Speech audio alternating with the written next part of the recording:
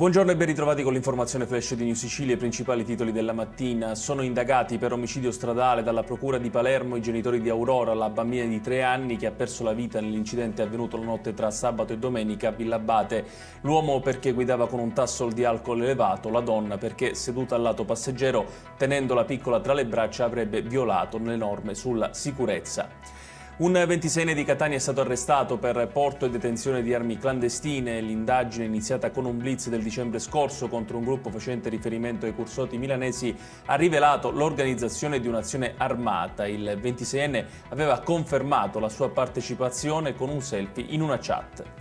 I carabinieri di Palermo hanno arrestato un 22enne per detenzione ai fini di spaccio di sostanze stupefacenti. Il giovane è stato trovato nel quartiere Sperone in possesso di oltre 15 dosi fra cocaina e hashish.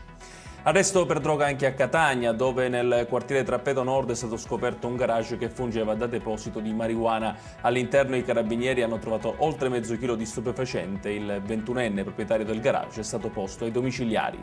Infine sembra essersi placata l'intensa attività dell'Etna che dopo i 2 grandi eventi parossistici degli ultimi giorni è tornata a dei valori nella norma. L'INGV ha infatti registrato un basso tremore dei condotti magmatici del vulcano.